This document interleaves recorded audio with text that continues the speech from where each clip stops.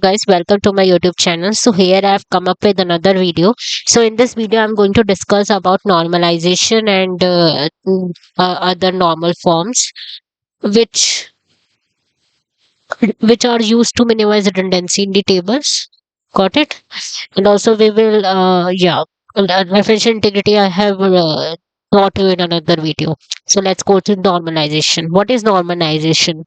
No, you can take the screenshot of these points if you want also. So normalization is the process of organizing data in the database such that it will minimize the redundancy in the tables and divide big tables into small tables. And there are certain rules which are used to reduce redundancy and improve data integrity, which are called normal forms, and they are defined as following.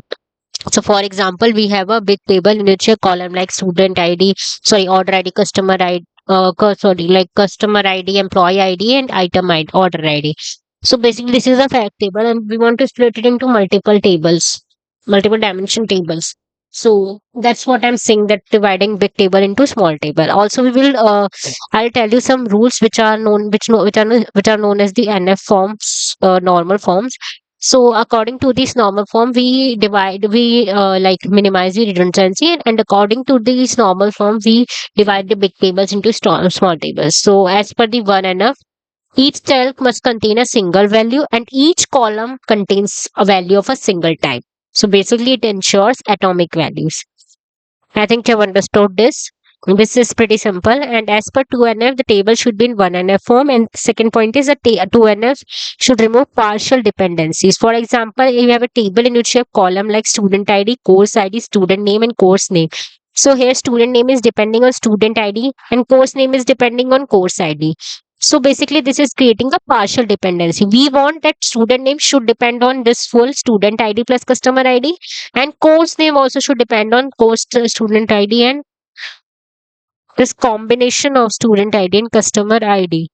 So, like to do this, we will split that into multiple tables like student ID, student name, course ID, course name, and then student ID and course ID. Got it? So this is the second 2NF form. Basically, it just removes the partial dependency. And what is 3NF? What does 3NF do basically? The table should be in 1NF and 2NF form. And the 3NF form should remove the transitive dependency. What is a transitive dependency? It is a chain dependency. For example, we have a table in which you have columns like student ID, department ID, and department name. So here this is creating a partial dependency, like student ID depends on department ID and department ID depends on department name. So that's why we must split them into some tables as following, like department ID, department name, and student ID and department ID. Now, as per 4NF, the table should be in 3NF form, and the 4NF form should remove the multi-value dependency. For example, we have a table in which a column like student ID, course ID, and hobby. So we will break that. So here course ID depends on student ID and hobby depends on student ID individually. But course ID and hobby are independent of each other. So it's better that to split that into. Two tables like student ID, course ID, and student ID and hobby.